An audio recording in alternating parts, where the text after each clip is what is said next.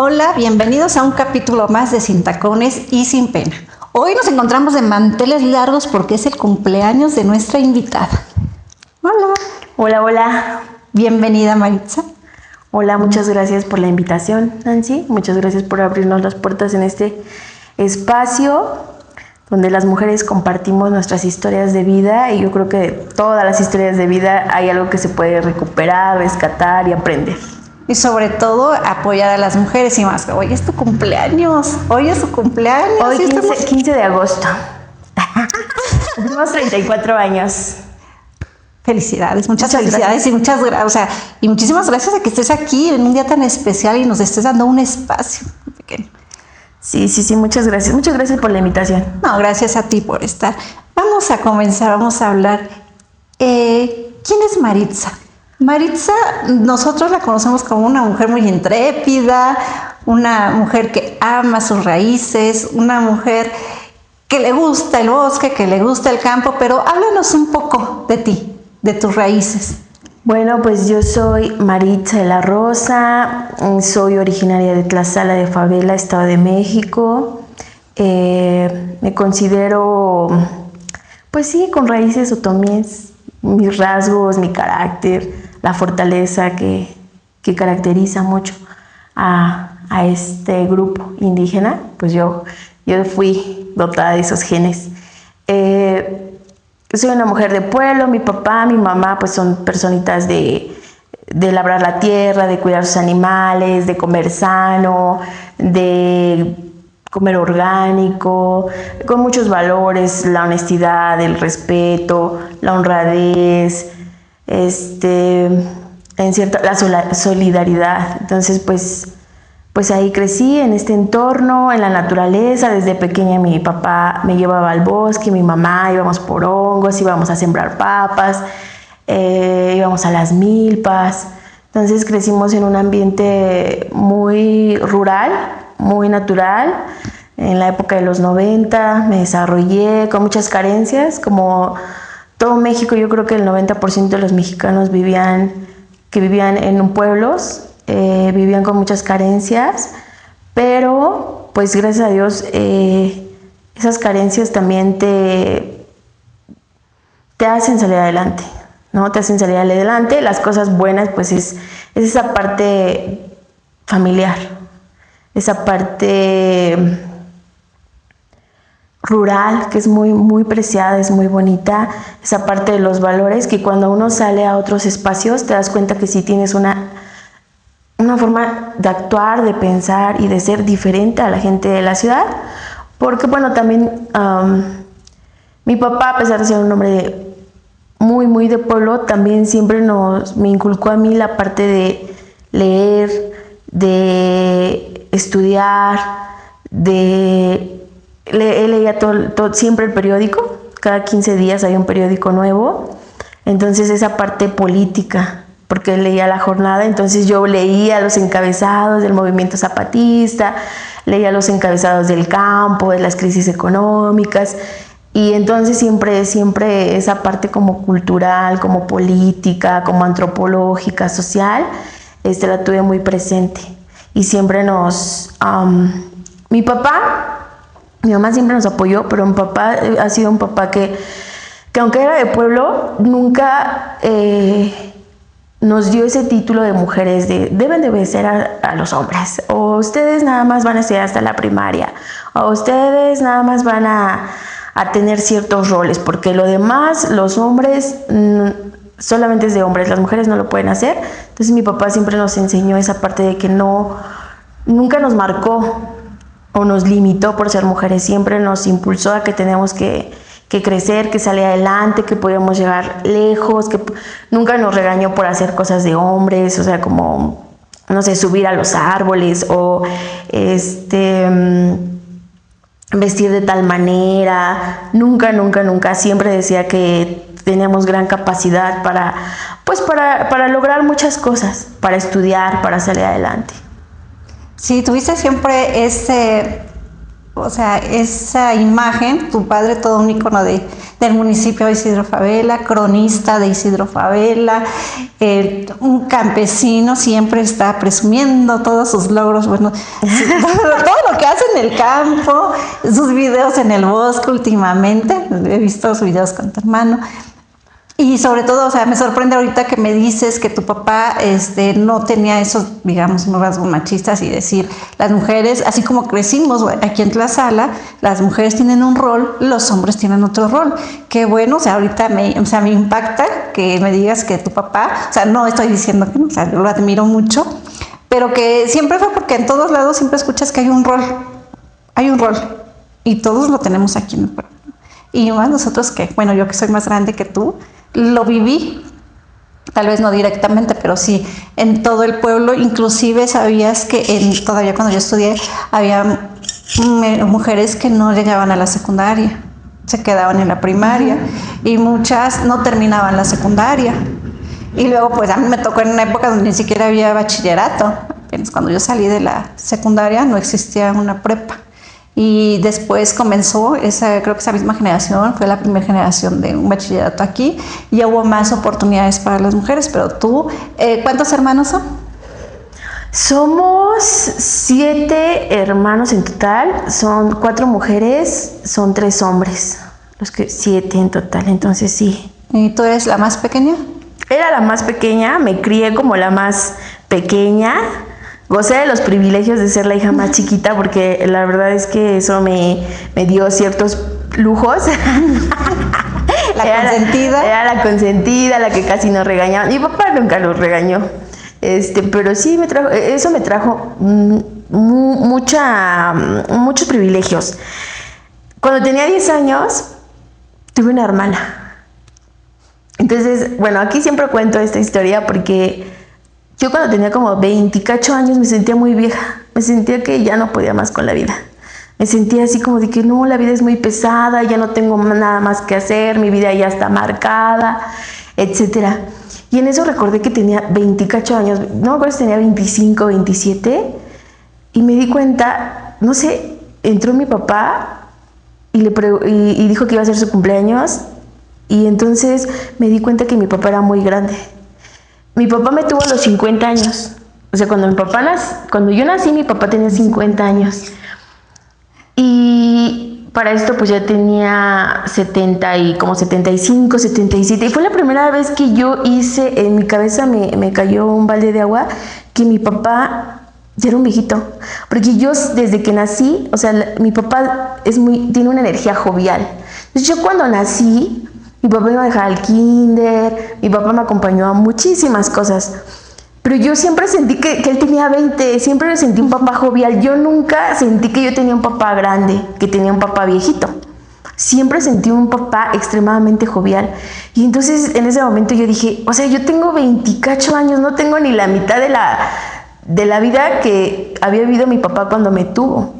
O sea, me tuvo a los 50 y aún así me pudo crear, me creó con mucho amor, con mucha energía, me enseñó el mundo, me enseñó valores, me acompañó. Dije, pues todavía tengo una vida por delante, yo no sé por qué me siento así. Y empecé a cambiar mi perspectiva de la vida. Y si a mí me tuvo a los 50, a mi hermanita la más pequeña la tuvo a los 60. Entonces sí, la edad está como que en la mente. Exactamente. Hoy tú dices a los 25 y así ya nos sentíamos. Entonces tú llegaste a un momento en que dijiste, no me siento bien. Digamos. No, sí, claro. ¿Y cómo saliste de ahí? ¿Cómo saliste de ese bache o qué sentías en ese momento? ¿Cómo pudiste sobrellevarlo? Pues como hablábamos, hay cosas muy bonitas de ser de pueblo, pero yo creo que algo malo, o bueno, no es malo, creo que hoy podemos hablar de eso, ¿no? De las cosas malas, cómo convertirlas en buenas o verles el lado bueno a lo que en un momento pesó. Entonces, al ser muchos hermanos, en la década de los 90, en ese momento mi papá, aunque era muy jovial, pues para la sociedad ya era una persona adulta, pues ya no conseguía trabajo tan sencillo, viviendo en un pueblo, 6 hermanos, en una crisis económica que hubo en México, vivíamos muy pobres. Es algo que hoy hoy, o sea, hoy no hay rastro, bueno, en mi vida no hay mucho rastro de esa parte de mi vida, pero vivimos muy pobres. Entonces yo recuerdo, yo soy una persona que genéticamente soy ansiosa. Es de familia, creo, porque yo creo que he visto a varias de mis primas de mi edad y he visto que la ansiedad la compartimos. Somos mujeres muy inquietas, somos mujeres muy ansiosas, somos mujeres que no se pueden quedar quietas. Entonces, si tú combinas la ansiedad con un entorno de pobreza fuerte en tus primeros años de vida, pues te hace a ti, o por ejemplo a mí lo que me hizo esa parte de ser que éramos pobres, y voy a decir porque éramos pobres, ¿no? Vivíamos en una casa de madera. El techo era de lámina, no era de losa.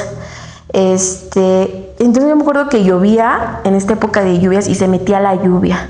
Entonces ponían bandejitas o cubetitas para que en la noche cuando dormíamos en medio de la cama o al lado de la cama, para que ahí se almacenara el agua cuando entraba. Un día cayó un rayo, no sé por qué, y se andaba incendiando la casa de madera. Desde ahí le tuve mucho miedo a los rayos, hoy ya no, o sea, volvemos a lo mismo, esa parte de enfrentar lo que te da tanto miedo. Yo le tenía miedo y pavor a la electricidad. Yo conectaba un enchufe y siempre cerraba los ojos porque le tenía mucho miedo a la electricidad. Yo creo que fue de esa parte de que cayó un rayo en la casa. La otra parte de que pues siempre andabas como que con los mismos zapatos, la misma ropa, nunca tenías para más, y mis papás nunca nos dejaron sin comer, eso fue algo muy bueno, siempre tuvieron que darnos de comer, pero muchas veces, a veces para cubrir otras necesidades, no había. Entonces cuando junta la ansiedad con esa parte de la pobreza, yo tengo una memoria muy fuerte. Nadie me cree, en mi familia dicen que estoy loca, pero les digo, yo recuerdo cuando era así, y les digo lo que yo recuerdo, y me escuchan, pero piensan que yo estoy loca, ¿verdad? Y tengo muchos recuerdos de niña, desde mi primer año, de mis 3 años, muchos recuerdos de pequeña. Entonces yo recuerdo que una vez, por problemas económicos, mi mamá se enojó con mi papá. Y yo, pues obviamente amaba a mi papá, ¿no? Y tenía 5 años, yo recuerdo que no iba al kinder. Yo recuerdo que estaba entre como 5 años cuando empiezas antes de ir a la escuela. Me acuerdo de esa edad, me recuerdo la casa, me recuerdo dónde estaba la estufa, la mesa de madera. Y ese día mi mamá estaba enojada porque creo que no tenía dinero para comprar más cosas para comer. Entonces nos estaban dando pan y yo por ser la más chiquita dijeron, pues entonces tú come, Mari, ese pan que hay ahí, porque pues era la más chiquita y siempre procuran a la más chiquita. Y mamá se enojó con él y ya mi papá dijo, pues entonces ahorita voy a comprar más pan y algo así. Yo sentí muy feo ese pleito y a mí nunca se me olvida. Y yo me acuerdo que me estaba comiendo mi pan y lo estaba haciendo, moronitas, la ansiedad. Estaba haciendo el migajón, circulitos. Y en eso yo dije, yo no quiero vivir esto toda mi vida. Yo no quiero pelear por no tener dinero. Y dije, yo voy a hacer lo que tenga que hacer desde esa edad para salir de la pobreza. Yo voy a hacer lo que tengo que hacer. Y si es necesario tener 2 trabajos, porque dije, ¿por qué no tenemos dinero si mi papá yo lo veía joven, ¿no? Yo lo veía inteligente, yo lo veía capaz. Y yo decía, ¿por qué no tenemos tanto dinero, no? Y yo dije, pues, yo no solamente voy a saber hacer una cosa. Yo voy a saber hacer 2 cosas. Y voy a estudiar una carrera. Yo en ese momento ya me veía que yo tenía que estudiar una carrera, una profesión, lo que fuera, y no solamente yo iba a tener un trabajo, yo iba a tener 2, porque si no había trabajo de eso, porque aunque tenía 5 años yo era consciente de que mi papá era una persona muy capaz, y yo decía, pero tal vez ahorita tiene una mala racha de trabajo, porque tal vez ahorita no tiene trabajo porque no hay. Pero yo nunca me voy a quedar sin trabajo, porque si no sé hacer una cosa, voy a saber otra. Y si no sé hacer esa otra cosa, va a haber una tercera cosa. El chiste es de que yo nunca voy a pelear por dinero. Nunca voy a pelear por dinero. Y me lo prometí a mí misma. Y recuerdo dónde estaba, quién estaba al lado mío, mi hermano. Recuerdo dónde estaba mi mamá, recuerdo cómo era el día. Y me quedé ida y me hice una promesa a mí misma. Entonces yo desde ahí, pues ya entré a la primaria, etcétera, y yo siempre le echaba ganas. Aparte de que la verdad es que yo tenía como mucha memoria y yo mis exámenes siempre los pasaba con 9 o con 10 sin estudiar tanto. Entonces, y siempre me encantaba leer, por lo mismo que les digo que mi papá siempre tenía periódicos en la casa y muchos libros. Yo leía, yo leía libros, no existían los celulares, entonces yo siempre leía, siempre estaba leyendo, todo el tiempo yo estaba leyendo, si no leía el periódico, leía libros. Entonces todo eso me hizo, porque yo siempre decía que yo tenía que no ser algo en la vida, o sea, yo nunca he tenido eso de ser alguien, yo nunca he buscado el reconocimiento de nadie. Nunca en mi vida ha sido el tema buscar reconocimiento. Más bien dicho, mi motor de vida en ese momento era tener dinero. Tener dinero porque yo no quería sufrir o vivir por pobreza. Y aparte, mi entorno de mis vecinos o de algunos otros familiares, el pleito era muchas veces por dinero. O sea, yo veía familias muy pobres alrededor de mi casa, que eran mis vecinos, y yo me acuerdo que si nosotros éramos pobres, entre comillas, en verdad éramos muy ricos al lado de ellos, porque pues tal vez eran mamás solteras en ese tiempo y dejaban a sus hijos, pero tampoco les alcanzaba para darles la mejor vida, entonces apenas les podían dar para comer. Y su mamá pues llegaba cansada, llegaba pues yo creo que de malas, y me acuerdo que llegaba y todavía les gritaba o les pegaba. Y entonces yo siempre sentía que el tema del dinero era algo muy importante para mí. Y eso, o sea, yo crecí, estudié, pero yo fui mamá muy joven. Fui mamá a los 18 años. Entonces yo estudiaba, trabajaba y era mamá. Entonces, de los 18 más o menos hasta casi a los 27, cuando les estoy diciendo que yo me sentía muy vieja, no sé si eran 25 o 27 años, muy cansada, que ya no sabía qué hacer con mi vida, que todo lo que hacía no me estaba funcionando. Fue una etapa donde estaba abrumada porque trabajaba, porque estudiaba y porque todavía era mamá. Entonces me pasaba una vida llena de estrés, Yo era buena en mis trabajos, entonces casi siempre destacaba en mis trabajos. Donde yo llegaba a trabajar, esas ganas de salir adelante, porque yo de pequeña me había hecho la promesa de que a mí el dinero no iba a ser un tema. Entonces siempre destacaba. Pero yo me sentía muy mal porque dejaba a mis hijos. Entonces yo cuando estaba en los trabajos nada más estaba pensando primero en mi hijo, después tuve otra niña y siempre pensaba en ellos.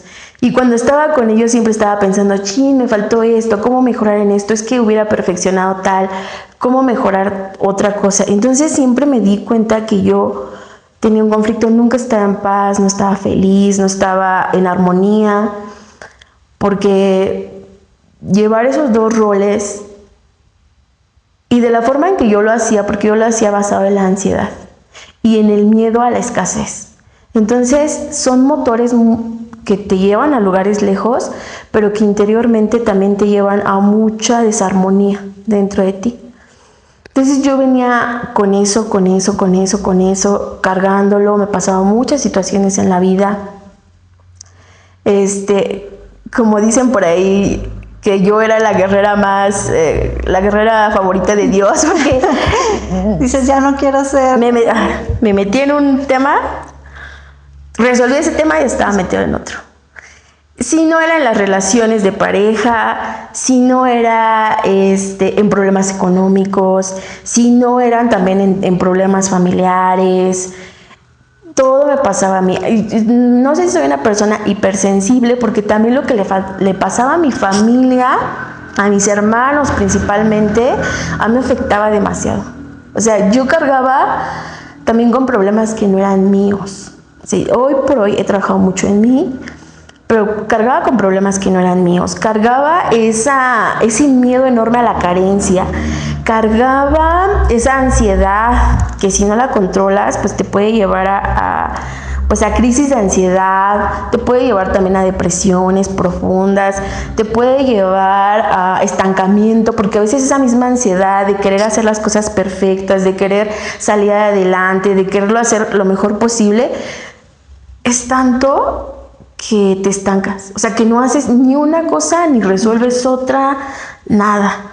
Entonces todo a mí me pasaba, el cargar con ciertos problemas familiares, que no eran mis problemas, pero pues yo amo a mi familia, crecí con ellos, con ellas, con mi mamá, con, bueno, mi entorno, mis primos, no sé. Ya ven que aquí dicen que los mexicanos somos como nuestra familia, no solamente son nuestros hijos, son nuestros hermanos, nuestros papás y hasta los primos. Somos las familias mueran, sí, ¿no? Aquí entonces cargaba hasta con lo que no debía.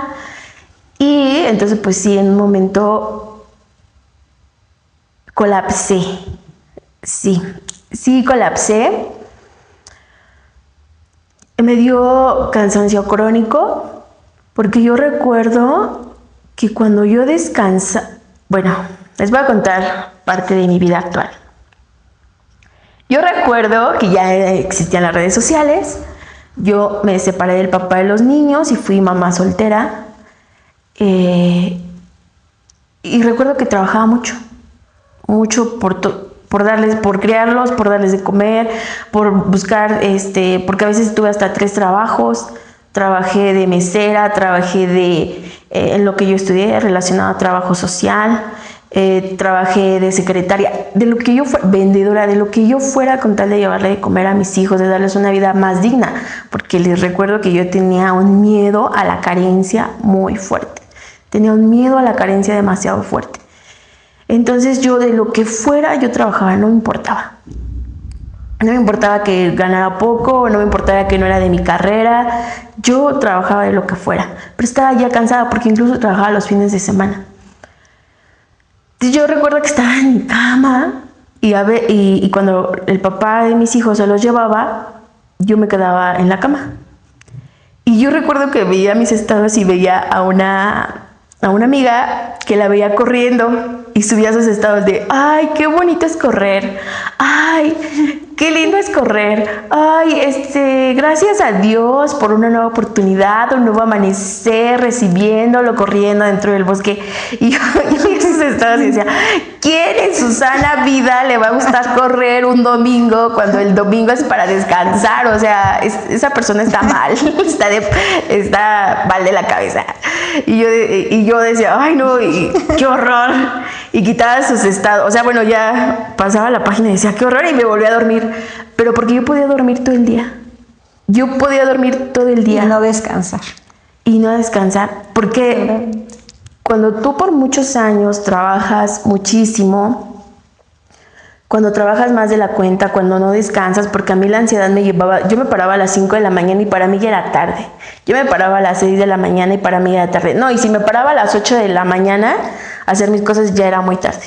Ya era una floja, yo era una irresponsable, porque yo para poder tener una casa, una familia y un trabajo, te tienes que parar más o menos a las 5 de la mañana y dormirte hasta las 10, 11 de la noche. Entonces, si tú haces eso por muchos años y no descansas, hay algo que se llama cansancio crónico y yo lo tenía. Entonces yo me acuerdo que yo nada más ocupaba mis espacios para dormir. Para dormir, se viene pandemia, para eso yo tenía 3 trabajos. Trabajaba como auxiliar de la Procuraduría Agraria, de un visitador agrario. Trabajaba de mesera y trabajaba de secretaria. Se viene la pandemia y pues todo se para. Y entonces yo dije, ay, ¿qué voy a hacer? Porque pues algo que es cierto es que todos esos trabajos me permitían no dejar a mis hijos al 100%. Porque donde yo trabajaba de secretaria me permitían llevármelos. De mesera eran los fines de semana y su papá se los llevaba. Y en la Procuraduría Agraria nada más me daban chance de ir 2 días nada más, entonces eran los 2 días que dejaba a mis pequeños. Se viene la pandemia y pues de todos lados bye. Y entonces la pandemia, bueno, yo quiero decir algo, las personas que somos ansiosas o las personas como yo con ese miedo terrible a la carencia, a la pobreza, y que aparte que tienen ansiedad y que todas sus emociones las canalizan en el trabajo. A veces el trabajo lo ocupabas para salir de todo.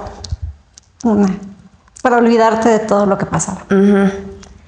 A veces, porque dicen mente ocupada no piensa. Mi mente ocupada no piensa de más. Entonces, yo creo que inconscientemente, y aquí ya voy a hablar que yo tenía problemas desde niña, no porque haya sido como abusada o algo así, sino porque de pequeña como que vi ciertos actos de injusticia, ¿no? Y como que arrastraba esa parte de querer tener un mundo mejor, una familia mejor. En relación de pareja, pues también no soy, creo que hasta la fecha no soy tan buena no soy la mejor esposa, nunca he sido la mejor novia. Como que ese tema de la pareja siempre me ha costado mucho. El tema de salir adelante, porque en ese tiempo yo me sentía muy pobre. Me sentía demasiado pobre. Yo no me compraba un chicle, yo no me compraba ropa, yo no me compraba nada porque yo me sentía muy pobre. Yo sentía que iba atrasada con la vida. Yo tenía como 27 años, creo, y yo sentía que no había logrado lo que debería de haber logrado a esa edad. Entonces yo sentía que no me podía gastar ni un peso porque ese dinero era para hacer una casa. Entonces no me compraba nada, no me compraba ni un helado. Me acuerdo que un día había un señor de aquí de Tlaxcala, ya falleció. Y el señor trabajaba pues cuando había trabajo, porque ni siquiera trabajaba de lunes a viernes, cuando había. Y yo me acuerdo que un día fue él con su esposa y como 3 hijitos a comprarse un helado a mediodía, entre semana. Y yo pasé y me saludó y hasta me invitó a un helado. Y yo le dije que no. Y yo dije, no, ¿cómo yo voy a estar comiendo un buen helado a mediodía, entre semana? Hay que ser muy productivos. O sea, yo estaba tan enferma que para mí comerme un helado a mediodía, entre semana, era como algo malo, ¿no? Porque a esa hora uno tenía que estar trabajando. Y no, eso de gozar la vida no lo tenía muy presente en ese momento. Y le dije que no, pero después cuando le dije que no me quedé pensando, dije, ¿por qué ese señor sí puede comerse un helado a mediodía? Yo no. Con toda su familia, y es una persona que ni siquiera trabaja todos los días de la semana, o sea, trabaja cuando le llegue el trabajo, pero ¿cómo puede tener ese nivel de relajación? De disfrutar, entre semana, a mediodía, y aparte a toda su familia les compró un helado. O sea, yo si acaso nada más se lo compraría a mis hijos, porque yo en ese momento de mi vida yo no tenía esa parte que se llama merecimiento. O sea, yo no me lo merezco porque no tengo el dinero suficiente o no he trabajado lo suficiente para merecer un helado a mediodía, ¿no? Y esa vez yo me quedé mucho pensando y yo dije, ¿quién es el que está mal, él o yo? Desde ahí empecé a hacer una reflexión si yo era la que tal vez estaba mal y tal vez él estaba bien. Porque en el fondo todavía o sea, a pesar de que no trabajaba como yo, no sé si ganaba más o menos que yo, pero él trabajaba así de hacer madera, porque recuerdo que él por eso lo conocí, porque le fui a comprar unas vigas, él se dedicaba a hacer madera. Y dije, ¿y todavía tiene el dinero o la abundancia necesaria para invitarme a un helado, que soy una desconocida? Porque pues no éramos amigos o no éramos grandes conocidos. Entonces desde ahí empecé a hacer como que esa parte de que creo que tengo un problema, pero no sabía qué problema tenía. Sé, porque les digo, todos los problemas los canalizas, o al menos yo, en trabajar. O sea, ¿cómo olvidas las cuestiones amorosas, la culpabilidad a veces de ser una madre trabajadora y que no es una madre de tiempo completo? ¿Cómo olvidaba esta parte de mi familia, o sea, de mi entorno familiar, que me dolía mucho? Era algo con lo que yo cargué muchísimo tiempo y que tengo que trabajarlo todavía porque todavía me sigue afectando. Esa parte de sentirme también que no me merecía, que yo iba atrasada con el reloj, que yo iba muy atrás. Tenía como 25 años, pero yo para ese tiempo lo que estaba haciendo en ese momento ya lo tuve que haber hecho a los 22, a los 23. Entonces todos esos problemas yo trabajaba de más, los canalizaba trabajando de más. Pero no crean que disfrutaba. Yo me sentía pobre, me sentía miserable, me sentía fea, me sentía poco valiosa, me sentía inservible, me sentía... se le llama baja autoestima, y aunque yo misma no me decía que era de baja autoestima, hasta que llegó la pandemia me di cuenta de todo eso. Porque cuando viene la pandemia, los niños ya no van a la escuela, los trabajos ya no hay. Entonces me quedé conmigo misma, porque mis hijos se fueron en ciertas temporaditas con su papá.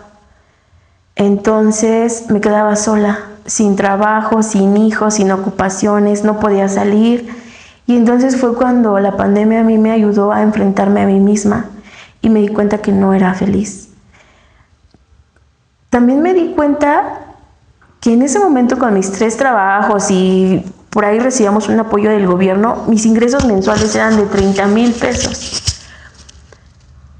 Y entonces cuando hice esa cuenta y dije, a ver, si junto todos mis ingresos, porque yo siento que no me alcanza el dinero, si junto todos mis ingresos son de 30,000 pesos, 30,000 pesos aquí en México y en la pandemia pues no era poco. Pero ¿por qué en mi mente no te alcanza? No me alcanzaba el dinero. No me merecía un helado a mediodía entre semana. No me merecía comprarme ropa.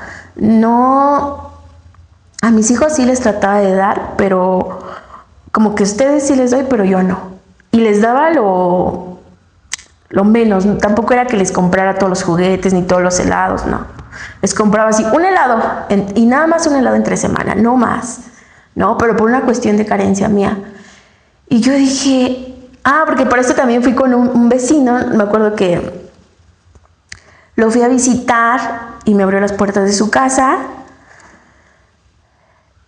Y no sé qué algo me dijeron de dinero y yo les dije, ay no, yo soy muy pobre. Y él me volteó a ver.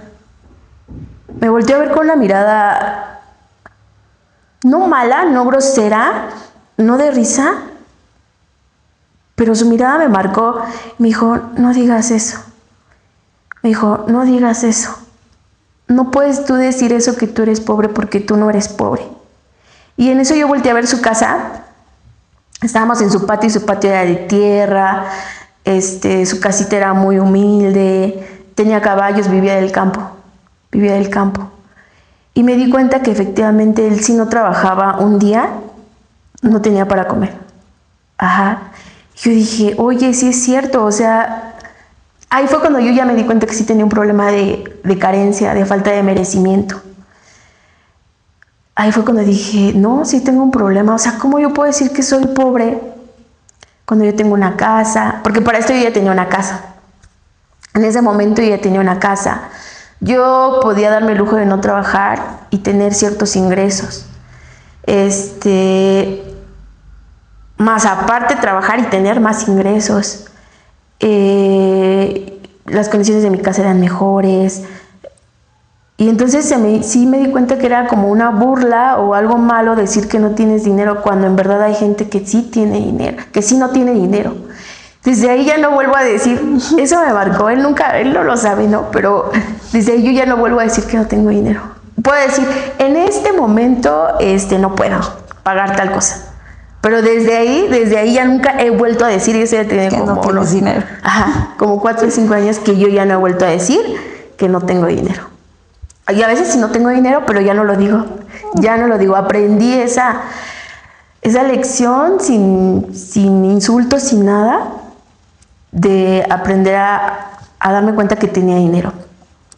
Entonces todo esto pasó en la pandemia. Todo lo que les estoy contando pasó en la pandemia. Me quedé en mi casa, me di cuenta que era muy infeliz, me di cuenta que tenía una herida, se llama herida de rechazo, porque yo decía, ¿por qué siento tanta ansiedad? Yo me acuerdo que tenía mucha ansiedad y no estaba haciendo nada, era pandemia.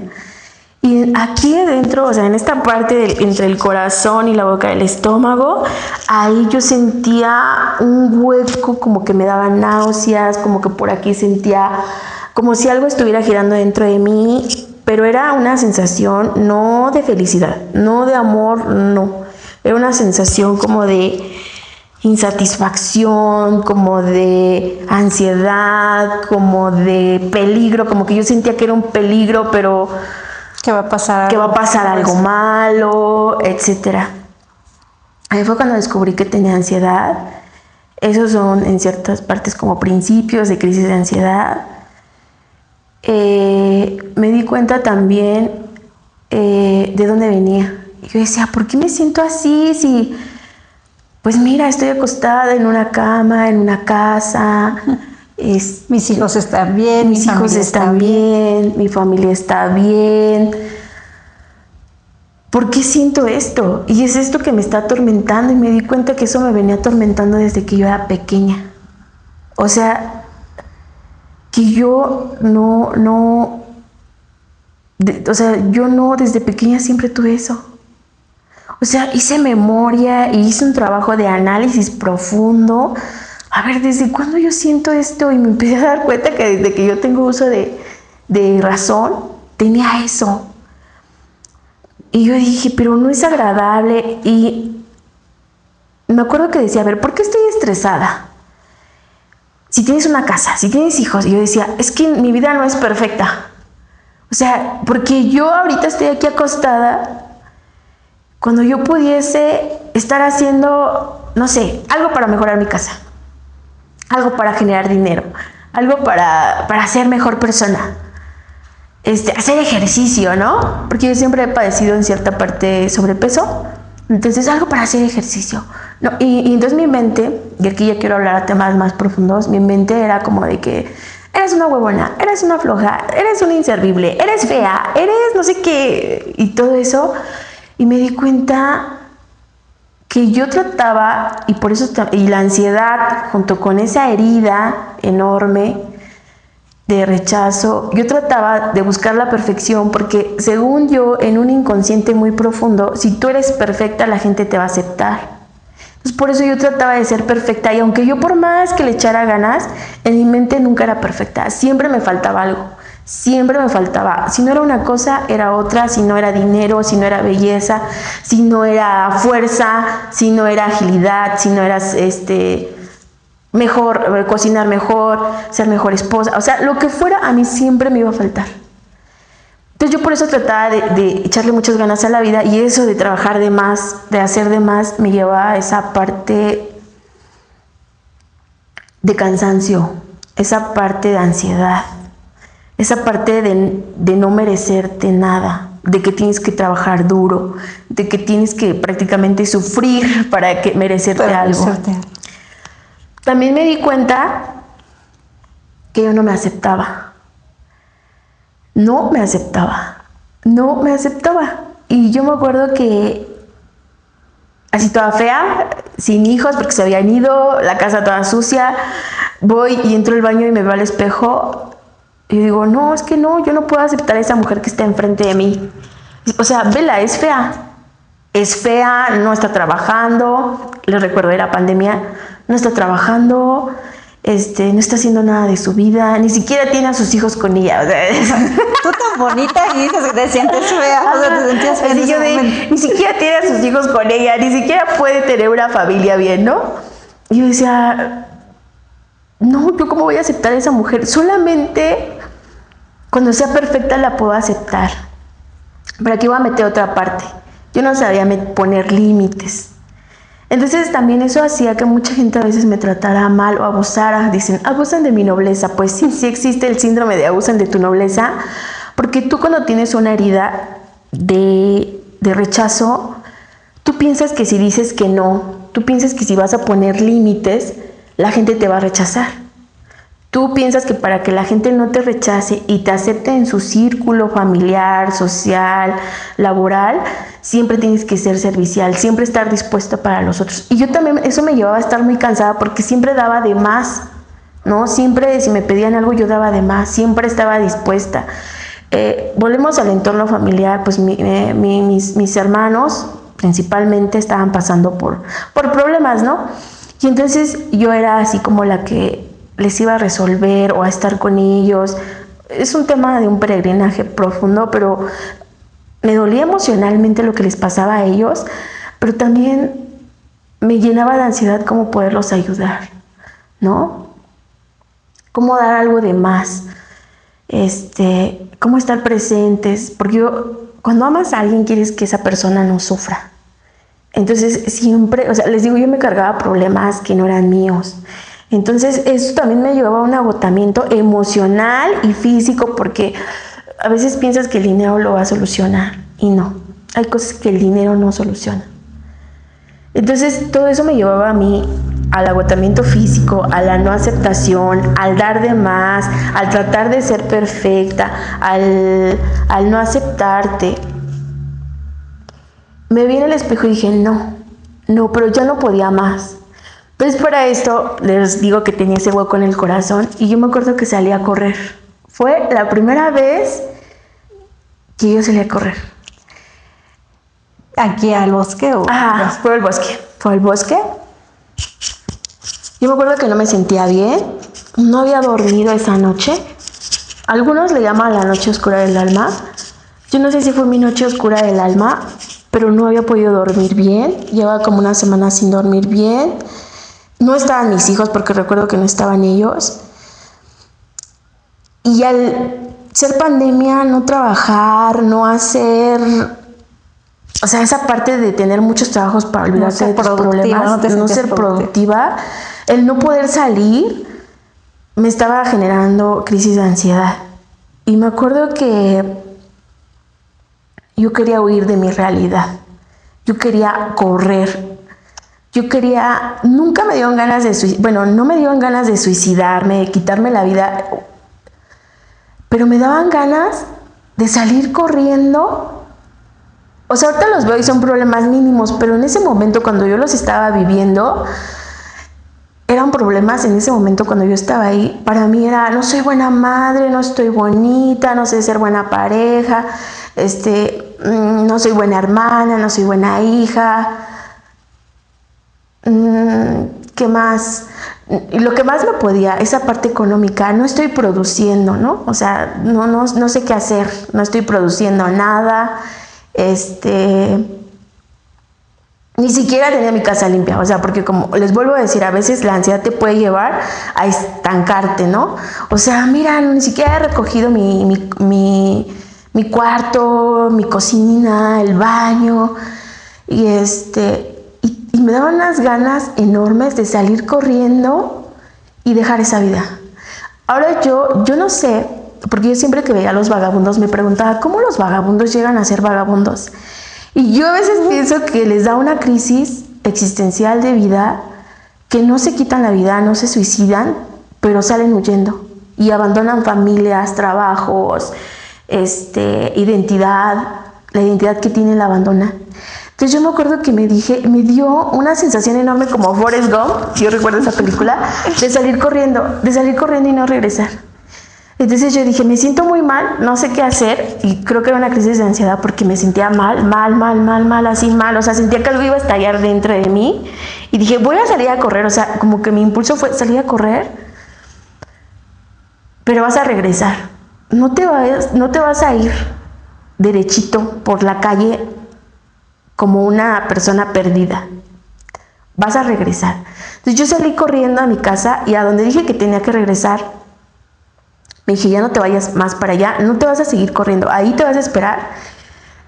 Respiré, como que ya había liberado cierta ansiedad, y dije, tienes que regresar. Y me regresé. Me sentí ligeramente mejor, porque no me sentí bien al 100%, pero me sentí mejor. Y al siguiente día salí a correr, y también a tal punto iba a correr y me iba a regresar, porque me dio como una sensación de abandonar todo. Es como que no le entiendo a la vida, he fallado como humano, no sé de qué se trata la vida, no sé hacer nada, no puedo hacer nada, nada me sale bien. En ese momento yo sentía eso. Pues sí, no entiendo qué le pasa a la vida, no sé qué quiere la vida de mí. Ya agoté todas las posibilidades de lo que yo pensé que la vida quería para mí, y entonces no sé, ya quiero desaparecer. Y nunca me dieron ganas de quitarme la vida, pero sí de desaparecer, como de no entiendo nada, ya, todo a la fregada. Empecé a correr, me regresaba, y así fui como una semana. Así estuve como una semana, Pero cada vez que yo salía a correr, me sentía cada vez mejor. Sentías un peso menos. Me sentía mejor.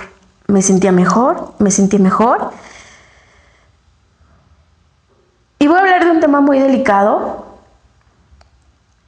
porque voy a hablar de Dios.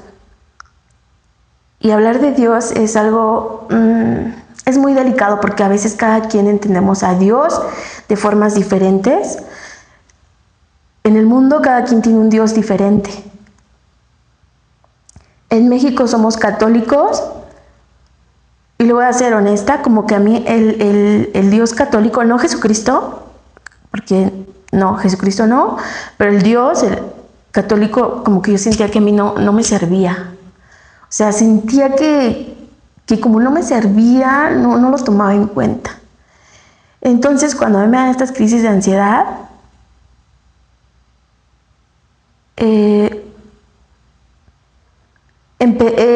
recuerdo que cuando fui a correr, le reclamaba a Dios. Estaba tan enojada con la vida que, aunque yo no creía en Dios, le empecé a reclamar. Y le decía groserías. O sea, yo sí estaba tan enojada que le decía groserías. O sea, le decía, como que le decía, no te entiendo. O sea, no entiendo qué quieres. Si existes, no sé qué quieres de mí. Si existes, no sé qué. ¿Por qué haces sufrir a la gente? Si existes, no sé por qué hay tanto. O sea, ¿por qué la gente no es buena? ¿No? Si existes, ¿por qué hay tanto sufrimiento en el mundo? Porque aparte, no solamente era mi sufrimiento, o sea, ver todo lo que sucedía en pandemia, las muertes, todo, ¿no? O sea, todos los problemas del mundo yo me los tomaba muy a pecho. Entonces yo decía, si existes, ¿por qué? Porque, o sea, si dicen que tú eres bueno, no te creo nada. O sea, para mí eres una persona mala. Es una persona mala que no sabe cómo es posible que me hayas traído a este mundo. Y me pones puros escenarios catastróficos. Y yo que he tratado de seguir tus mandamientos, porque a pesar de que tal vez no era como muy creyente, pero mi mamá me inculcó valores basados en la religión. O sea, la honradez, la lealtad, el amor por Dios, el no mentir, o sea, al prójimo. Todos los valores yo los seguía porque mi mamá me los transmitió. Pero yo le decía, yo he seguido al plan de la letra lo que mi mamá me ha enseñado, pero pues no sirve. No sirve porque, o sea, ¿por qué hay tantos problemas en el mundo? ¿Por qué yo tengo tantos problemas? ¿Por qué hay tantos problemas en mi familia? Y porque si hago las cosas bien no me va bien. Porque si hago las cosas bien nunca me va bien. Y yo, o sea, retaba a Dios. Y Dios me contestó. Se burlaba de mí. Se reía de lo que yo le decía. Y yo le decía, ay, todavía te burlas. Te burlas, pero yo en ese momento estaba como pasando un momento también, yo creo que la ansiedad te lleva en cierto momento a un estado como de esquizofrenia, porque yo se los juro que platicaba con Dios, pero no así que lo viera ni nada de eso, lo escuchaba auditivamente, y yo en lugar de espantarme o decir, ay, Dios sí existe, o ay, es el diablo lo que me está hablando, yo no cuestionaba quién era. Yo escuchaba una voz y yo le decía y le reclamaba. Y me acuerdo que me empezó a contestar y me decía, sí, tú te crees perfecta, ¿no? Así me decía, tú te crees perfecta. Y me mostraba una serie de escenas así, me mostraba muchos recuerdos y me decía, ¿a poco eso es ser perfecto? Y yo le decía, no, pero yo esas cosas las hice por bondad, ¿no? Así, por bondad. Por ejemplo, dejar a un exnovio, ¿no? Tú te crees perfecta, pero mira, hiciste sufrir a fulanito. Y yo decía, no, pero pues yo lo hice porque así debería de ser, porque así son los valores. Y me decía, bueno, pues tú lo hiciste sufrir. Entonces tú misma creas el sufrimiento. Así como que yo me enojaba y decía, no, es que tú no me estás entendiendo, porque yo me hacía la víctima. Yo en ese momento era la víctima. En ese momento yo era la víctima. O decía, dices que no mientes, o sea, te quejas de que en el mundo hay mentira, pero... Y ya me aparecían escenas, ¿te acuerdas cuando mentiste? No, pero yo lo hice por proteger a alguien. Esa es mentira. Y yo le reclamaba de que por qué existía la traición en el mundo, las injusticias, y me mostraba escenas donde yo había sido injusta, donde yo había sido, todo lo que yo le reclamaba me mostraba escenas donde yo había sido así. Y yo decía, no, es que tú no me entiendes y que no sé qué, y como que yo sentía que se burlaba de mí, ¿no? Y entonces ya pasaba eso, me quedaba toda enojada, al siguiente día iba a correr porque la ansiedad seguía ahí, cada vez menos, pero ahí seguía. Y luego ya iba corriendo, pero ya así como que ya le hablaba más tranquilo. Y yo le decía, bueno, sí, tienes razón de lo que me dijiste ayer. Sí, es cierto, yo sí he sido así y todo eso, pero yo lo hice por esto y lo otro. Entonces ahí donde me dijo, voy a hablar de una parte, en ese momento yo había perdido a una pareja, que yo pensé que esa persona iba a ser... O sea, yo pensé que esta persona sí me quería y sí me amaba. Entonces yo la había perdido. Y estaba muy enojada también por eso. O sea, no solo por todo lo que les cuento, sino como que eso fue la cereza del pastel para que yo estallara. Entonces me dijo, mira, tú no estás enojada porque yo te quité algo. Porque yo sentía que la vida me lo había quitado. O sea, ¿para qué me lo había dado? ¿O para qué yo había conocido a esa persona? ¿O por qué había tenido una experiencia tan bonita? Si al final me lo había quitado. Si resulta que todo había sido una mentira. Que toda esa relación fue una bolita, una nieve de mentiras, ¿no? Y me dijo... Entonces yo le reclamaba mucho a Dios que ¿por qué? O sea, ¿por qué te manda algo que al final te lo va a quitar? ¿O por qué te manda algo que es pura ilusión, que es pura mentira, que es pura traición, ¿no? Y yo en lugar de reclamarle a esa persona, le reclamaba a Dios. Entonces me dijo, tú no estás enojada porque perdiste a esa persona. Tú estás enojada por lo que pierdes que te daba esa persona. Y yo le dije, pues, ¿qué me daba? No, o sea, yo estaba enojada. ¿Qué me daba? Y me dijo, pues a ver, piensa tú, ¿qué te daba? Y yo, pues es que me daba amor y solamente yo me sentía aceptada con él. Para esa persona yo era perfecta. Es con la única persona que me he sentido perfecta. Y es la única persona que he sentido que me ha amado. Y me dijo, exacto, tú no lloras ni estás enojada por perderlo a él porque ni lo querías. Así me dijo, tal cual, Dios sabe todo, Dios sabe todo. Dice, ni lo querías. Lo que querías era lo que él te daba. ¿Y sabes por qué estás más enojada? Y yo, ¿por qué? Porque tú no te lo puedes dar. Y yo me acuerdo que me enojé cuando me dijo eso. Regresé otra vez a mi casa enojadísima. Pero me quedé con esas palabras. Y fue cuando me fui a ver al espejo y dije, es que yo no me puedo amar. Yo no puedo aceptar a esa persona que ve en el espejo porque es horrible, porque es fea, porque es todo lo malo, ¿no? O sea, no es perfecta. ¿Cómo puedes amar algo que no es perfecto? Yo me tengo que esforzar para ser más inteligente, más trabajadora, tener dinero, porque aunque yo tenía dinero, yo me sentía que no tenía dinero. Tener más fuerza, más vitalidad, ser más ordenada, porque en ese momento mi casa estaba en desastre, ser más linda, apoyar más a su familia, querer más, ser mejor mamá, todo eso. Y me puse a llorar. Me puse a llorar porque me di cuenta que efectivamente yo no me aceptaba. No me aceptaba y no me amaba.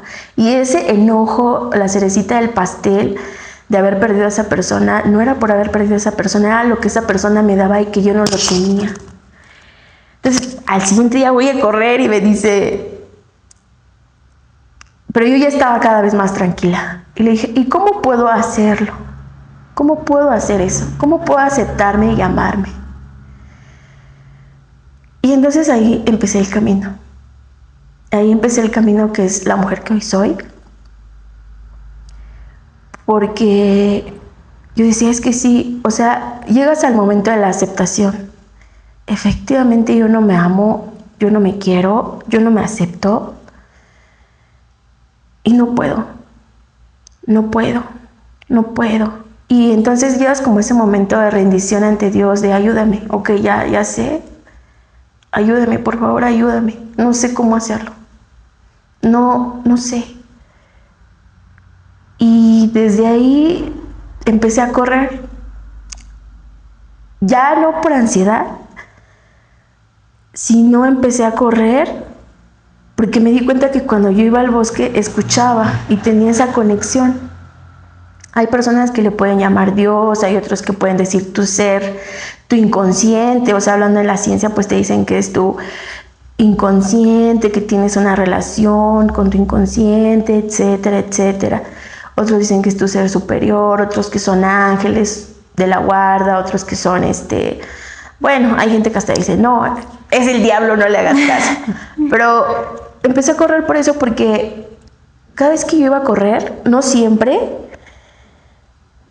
pero el mensaje era ámate, aprende a aceptarte, aprende a aceptar, por ejemplo, que tus hermanos no los vas a poder cambiar, no puedes quitarles su sufrimiento. Acepta que lo que pasó de esa relación ya pasó, que las cosas son tal cual son. Acepta que no eres perfecta. Acepta que el mundo no es perfecto. Acepta que estás cansada. Acepta todo. Acéptate a ti tal cual eres. Y yo me acuerdo que al principio me veía al espejo y decía, no, eso es muy difícil. Es más fácil que me ponga a trabajar como negra o hacer lo que me pidan antes que aceptarme. No me podía aceptar. Pero cuando yo iba y me veía al espejo y decía, tienes que amarte, tienes que abrazarte, tienes que aceptarte tal cual imperfecta eres. Me tardé 2 años. 2 años. 2 años todos los días trabajando en la aceptación y en el amor propio. 2 años. Esto fue en el 2020, a principios del 2021. Fue todo 2021, todo 2022 y hasta el 2023. Me acepto hoy. O sea, hoy ya me acepto. Hoy me acepto mi cuerpo, acepto que no soy perfecta, también acepto todos los dones que Dios me ha dado. O sea, también acepto esa parte. Hoy acepto la realidad tal cual es. Hoy acepto muchísimas cosas. Acepto que no puedes cambiar al mundo. Acepto que no puedes cambiar, o sea, que a veces tampoco puedes impedirle el sufrimiento a personas que amas. Hoy acepto que también el sufrimiento, si lo sabes aprovechar, te puede llevar a un mejor estado de conciencia que se refleja en un mejor estado de ánimo y con ello un mejor nivel de vida. Hoy yo me amo. Me costó mucho, no fue nada fácil. Hoy para mí eso es papita, así, ay, ¿cómo la gente no se acepta? Por Dios, o sea, ay, la gente cómo no se da cuenta, pero me costó 2 años. Cuesta mucho trabajo. Costó, ajá. Y también algo, yo no pagué en psicólogo porque regresamos al tema de carencia. O sea, aunque yo tenía dinero, decía, no tengo para un psicólogo. Entonces, mi psicólogo fue salir a correr y la naturaleza. Cada vez que yo salía a correr, no siempre, pero cada vez que yo salía a correr me sentía mejor. Y en algunas veces me llevan mensajes. A veces ya no los pedía. Del día que yo le dije, ayúdame Dios a aceptar, y me llegaron libros. Llegaron a mi mano, a las puertas de mi mano, libros que me enseñaron el camino de la abundancia, el camino de la aceptación, el camino de la plenitud. Llegaron por azares del destino, porque cuando tú le pides a Dios, cuando llegas a ese momento de rendición en tu vida y le pides a Dios de corazón y casi te hincas ante Él, y cuando ya no puedes más y te hincas y le pides de corazón, te va a enviar personas, te va a enviar situaciones, te va a enviar libros.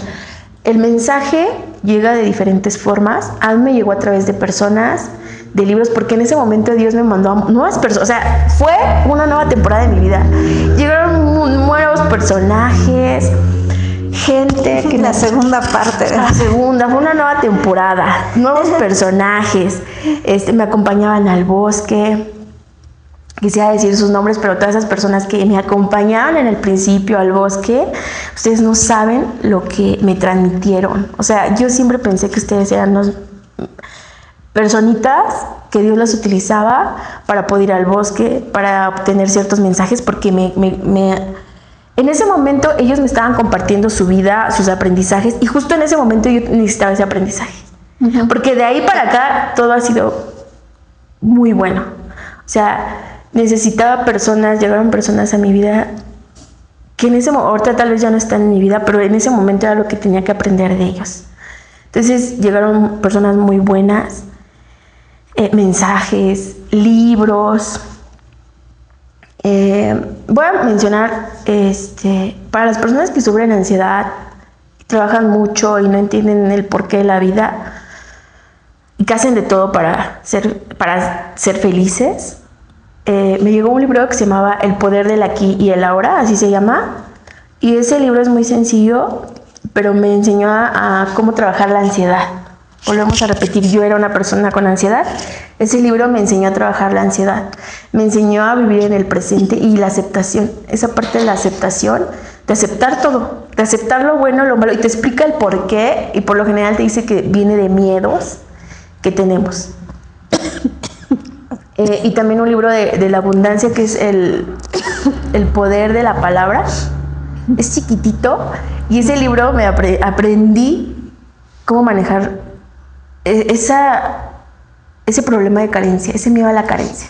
Y precisamente la solución es no tenerle miedo a la carencia, pero te enseña paso por paso cómo. Los leí más o menos así a la par, y hoy por hoy yo me considero una mujer muy abundante. Hoy sí ya me considero muy abundante. Viene parte del merecimiento. Tienes que aprender a sentirte que eres merecida, que eres una hija de Dios. Por eso les digo, es un tema delicado, porque cuando ya sabes que eres hija de Dios, una hija de Dios, ¿por qué tiene que sufrir? Una hija de Dios es abundante, eres hija de Dios, eres su digna representante aquí en la tierra. Entonces eres merecedora de buenas relaciones, de cosas buenas, de abundancia, de paz, de armonía. No tienes que esforzarte tanto, ni ser perfecta, ni sufrir para merecerte algo. Simplemente por ser hija de Dios o hijo de Dios, eres digno de cosas preciosísimas. Y eso lo aprendí con ese libro, que igual me lo regalaron. Una persona extraña llegó a mi casa y me dijo, ay, mira, que no sé qué, que bla, bla, bla. Me acordé de ti y te traje este libro. De mis primeras rutas de senderismo, una clienta que no era de aquí, venía a la Ciudad de México y me dijo, pero no me conocía, y me dijo, te traje este libro, y era nuevo. Entonces los libros también me llegaban así como por arte de Todo magia. te llega así. Las personas. ¿Y cómo le hiciste? Porque, bueno, ya empezaste con lo del senderismo, llegamos a la etapa del senderismo. Ajá. ¿Cómo lograste que esa pasión fuera tu generadora de ingresos? ¿Qué? Vamos, esa etapa de la pandemia, me quedo sin trabajo. Y yo ya tenía una casa, pero muy pequeña. Tenía una cocina, tenía un cuarto y un baño. Yo tenía ya mis hijos. Para esto ellos iban creciendo. Y mi hijo, el mayor, ya iba a cumplir 12 años. Y yo me había hecho la promesa que cuando él cumpliera 12 años, él ya iba a tener su propio cuarto. Sobre todo por temas de crecimiento, ¿no? O sea, porque ellos van creciendo y necesitan su espacio propio, siendo más varón. Para esto no lo tenía, ya sentía yo el tiempo aquí. Y en pandemia dije, ¿ahora cómo voy a hacer la segunda planta de mi casa? ¿Cómo le voy a hacer el cuarto a mi hijo? Y entonces dije, ¿qué voy a hacer? ¿Qué voy a hacer? Porque mis ingresos sí me alcanzan para comer, pero no me alcanzan para hacer algo más. O sea, para comer sí, eso, pero para hacer una casa no. No me quería ir a trabajar a la ciudad porque era un tema de irte desde las 6 de la mañana a las 7 de la noche. Y yo dije, yo no quiero eso porque no quiero dejar a mis hijos solos. No quiero, yo me rehúso. Entonces empecé a pensar. Y entonces por esto yo ya había ido al bosque, ya iba a correr. Disfrutaba mucho la naturaleza. Mi papá, un sabio, no sé si leyó mi lenguaje y se dio cuenta que yo tenía una crisis. Él nunca habló conmigo de eso, pero no sé si se daba cuenta. Me llevaba al bosque y íbamos a hacer campamentos y decía, voy a hacer un campamento. Yo me acuerdo que cuando yo estaba ante el fuego, todos esos problemas que tenía, después de como que tú platicas inconscientemente con el fuego. Y cuando terminaba ese campamento yo yo me sentía mejor. Cuando íbamos a la cascada o al río, yo me sentía mejor. Me acuerdo que una vez, como empecé a ir al bosque y subía fotos y la gente decía, llévame, sobre todo porque era pandemia, entonces me decía, llévame, y yo, sí, porque pues yo obviamente estaba en una crisis y cada vez que iba al bosque pues me sentía mejor. Y me acuerdo que esa vez era el Cerro de la Catedral, entró como un frente frío, o no, creo que era una tormenta tropical, pero a la altura de 3.700 metros sobre el nivel del mar. Esas tormentas tropicales pues no son tropicales, son frías, el aire es frío. Y fuimos al Cerro de la Catedral y estaba el viento a todo lo que daba, o sea, las playeras hacían así, los suéteres, las chamarras, ahí me daba todos ellos hacían así. Y te das cuenta de que, ¿y cómo empezaste a generarlos? O sea, ¿las cobrabas o...? No. De darme cuenta que los elementales, eso era lo que quería llegar, el agua, el fuego, el viento, esa vez que había mucho viento, que la ropa se nos hacía así, estaba de miedo, porque los árboles se mueven así, hace mucho frío, el viento casi te tira. Pero yo en lugar de asustarme, me sentí más viva que nunca. Cuando regresé, dije, ¿qué pasó ahí? ¿Por qué de sentirme tan mal? Después de sentir esa tormenta en la montaña, en lo alto, me siento mejor. Descubrí que los elementales sanaban. El viento, el aire, el agua, la tierra sanan. Era pandemia, yo me sentía mal, no tenía recursos, la gente me decía, llévame, y yo les decía, sí, yo los llevo, porque yo cada vez que iba, pues sanaba, me sentía mejor. En un momento me sentí sana, me sentí mejor, pero me di cuenta que mucha gente no, porque para esto empezaron los suicidios en la pandemia, empezaron muchas cosas feas en la pandemia, y yo dije, ¿cuántas personas necesitan esto? Que yo lo tengo gratis aquí al lado de mi... O sea, Tlazal está rodeado de bosque. Caminas 10 minutos y ya llegaste al bosque. Ajá. Y necesitaba una fuente económica. Entonces yo dije, ¿y si combino mi necesidad económica con lo que me ha sanado y con lo que me apasiona? Y dije, sí, lo voy a hacer. Yo soy muy lenta, no soy rápida. Me tardé 1 año. Porque obviamente dije, ¿cómo lo voy a hacer? Porque yo no tenía un referente de alguien que me dijera, el senderismo es tal. De hecho, nosotros no le llamábamos senderismo, le llamábamos ir al monte, ir a caminar al bosque. No se llamaba tal cual senderismo. Descubrí que efectivamente ir a caminar al bosque era un deporte, es un deporte no competitivo, que se hace mucho en Europa y en China, pero que en México apenas se estaba dando el boom, apenas se estaba dando. Descubrí que se llama senderismo, desarrollé rutas, decía, ¿cómo le voy a hacer? A ver, vamos a llevarlos a los lugares más bonitos, ¿y cómo lo voy a planear? Y llevaba gente y les decía, ¿quién quiere ir gratis? Y ya, me acompañaban, nos perdíamos, etcétera, pero desarrollé primero como 4 rutas. Pero ahora necesitaba ir a un curso porque pues yo soy muy profesional.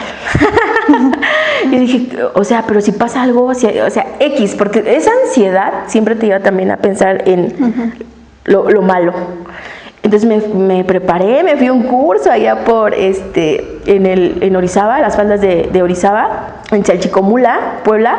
Me acompañó mi amigo Chito, le dije, vamos Chito, acompáñame, porque no quería ir sola. Y dijo, sí voy. Según valía 1,000 pesos, y dije, está baratísimo, te dan de comer. Ay, no, o sea, sí te dan de comer, pero no crean que como en un restaurante, sí te dan hospedaje, pero duermes en el suelo y todo eso, pero te preparas muy bien para todas las emergencias que se puedan suscitar en la montaña. Entonces ya regresé, pero me daba mucho miedo, porque yo dije, en el pueblo, ¿quién me va a pagar porque lo lleve al monte? O sea, me van a decir, pues si vivo aquí. Vete a la fregada, ¿cómo que nos vas a cobrar?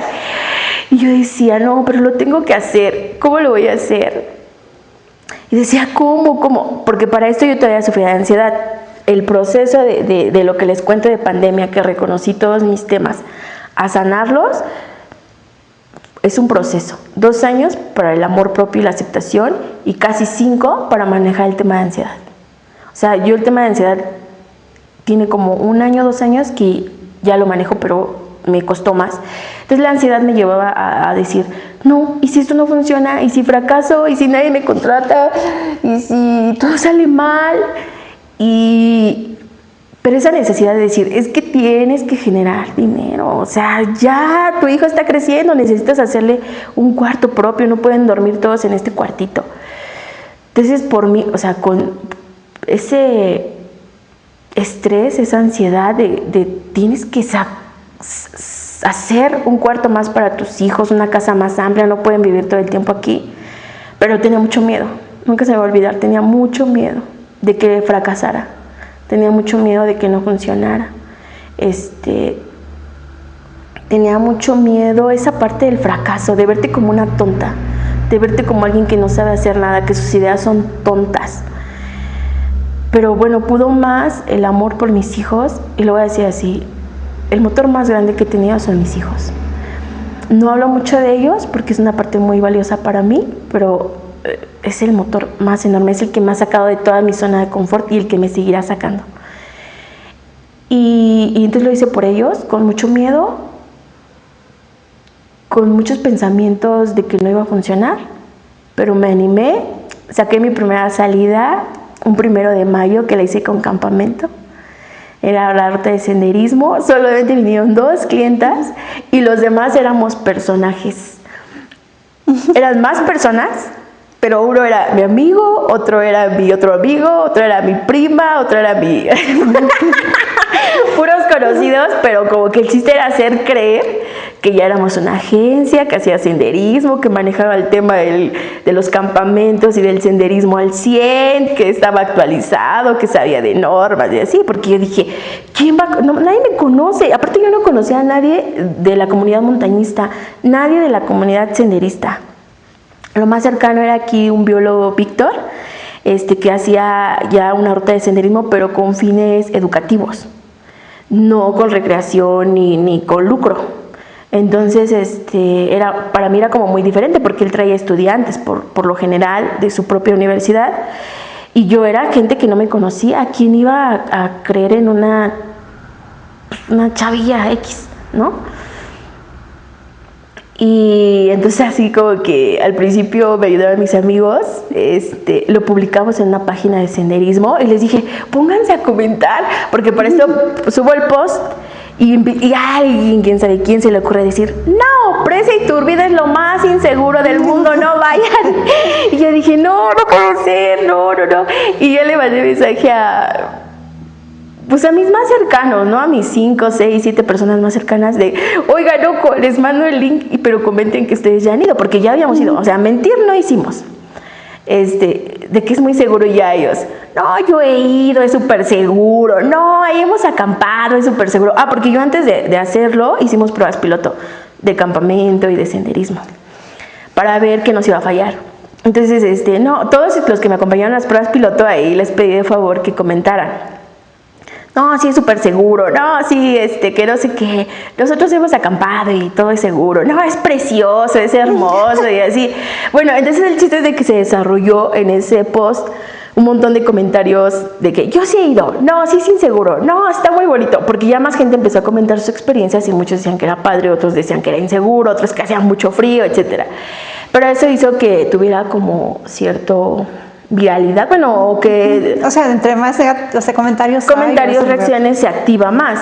Y bueno, ahí logramos tener 2 clientas, dice mi amigo Gabriel, que siempre me ha apoyado en esto, dijo, tuvimos 2, no les dice clientas, les dice, tuvimos 2 como engañadas. 2 ratoncitos de laboratorio, eran nuestras pruebas piloto. Pero como mucha gente se quedó con ganas de ir, me siguieron mandando mensajes, oye, no puedo ir, pero lo vas a volver a hacer, oye, no puedo ir, pero lo vas a volver a hacer. Y entonces yo ya fue como me vi motivada por los clientes, porque esas mismas personas que esa vez no pudieron ir me decían, oye, y si la sacas para tal día, porque ese día yo puedo ir. Y así fue como empecé a publicar más. Y luego yo decía, no, es que nadie me va a contratar, porque la ansiedad seguía. De hecho, creo que ni había acabado la pandemia. Yo seguía diciendo, no, es que ya nadie me va a contratar. Yo seguía con esos malos pensamientos. No, nadie. O sea, corrí con suerte. Yo sentía que, o sea, mi mente trabajaba toda mal.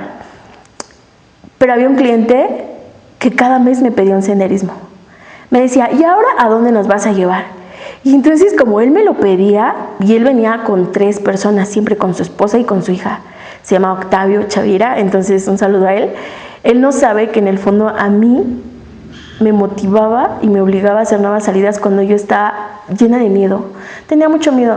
Yo me acuerdo que inicié con mucho miedo de que algo sucediera mal, que alguien que no les gustara el bosque, que alguien te dijera esa parte del merecimiento, ¿cómo vas a cobrar por llevarme al bosque, no? O sea, qué poca. Porque también está ese tema, ¿no? De que el bosque no se lucra, con el bosque no debes de lucrar. O sea, también está ese tema. Entonces yo tenía mucho miedo, pero él siempre me decía, sí, ¿y ahora qué ruta nos vas a llevar?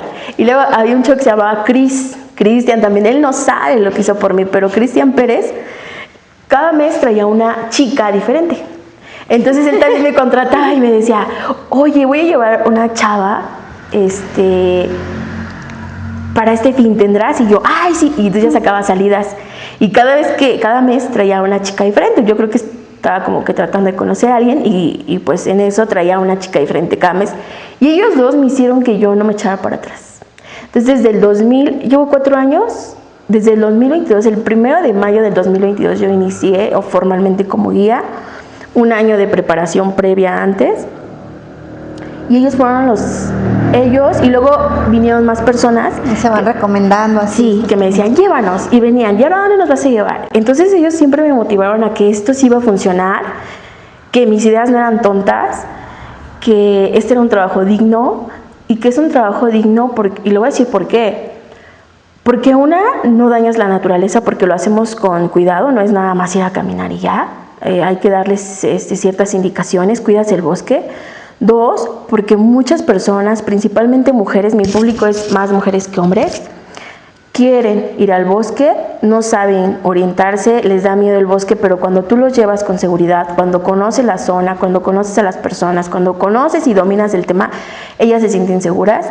Ellas, igual que yo, están pasando muchas por problemas, algunas de desamor, algunas de soledad, algunas de ansiedad, porque son muy trabajadoras y en su trabajo pues se exigen mucho y necesitan esa parte de despejarse. Entonces es un trabajo que ayudas emocionalmente. O sea, los elementales son los que les ayudan a trabajar esa emoción, pero tú eres como su cuidadora, su guía en ese sendero y en esa limpieza emocional que ellas con los elementales lo hacen. Entonces, por eso es muy digno. Es un trabajo bonito, si lo ves así, y es algo que te deja para comer. O sea, si tú lo quisieras, si me pusiera más inteligente, etcétera, etcétera, pues vivir al 100% de esto. Yo no vivo al 100% de esto, pero sí puedo decir también algo importante. La naturaleza te da abundancia. Aparte de que yo trabajé mucho en el merecimiento y la abundancia, la naturaleza te da abundancia. Porque desde que yo empecé a hacer esto del senderismo, te llegan mensajes. La naturaleza te impregna de su abundancia. Y yo puedo decir que hoy, todo eso que les decía de problemas de carencia, miedo a la carencia, hoy por hoy ya no están. Hoy me va mucho mejor económicamente y yo me siento igual mucho más abundante. O sea, también el tanto contacto en la naturaleza te impregna esa parte, porque la naturaleza es abundancia. Entonces, es así como de una necesidad, de una crisis también existencial, hice de esa pasión un negocio, y es un negocio muy bonito, es un negocio muy noble, es un negocio muy digno, y es algo que amo. O sea, yo amo ir al bosque. Yo incluso lo haría gratis. Es más, lo hago gratis. Muchas veces en verdad que lo hago gratis. Bueno, muchas gracias por por compartir todo esto con nosotros. Y ya saben, recomiéndenla. Es a nivel nacional, veo que vienen de todas partes de la República. Sí. Y la buscan, y también lo necesito, porque yo sí necesito una super ayuda. O sea, así como tú estabas en los 25, así estoy yo ahorita. Exactamente, así como estás.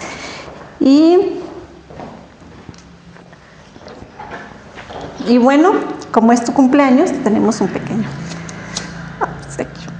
Ay, muchas gracias. Un pastelito. Ay, miren, muchas gracias Nancy por el detallito. No, gracias a ti por compartir. Y estamos aquí, ya saben, los esperamos. Y muchas gracias. Vamos a poner tus redes ahí en los comentarios, en Sí, YouTube. claro. Y síganla, y sobre todo hoy, su cumpleaños. Muchas felicidades. Muchas gracias. Gracias. Gracias.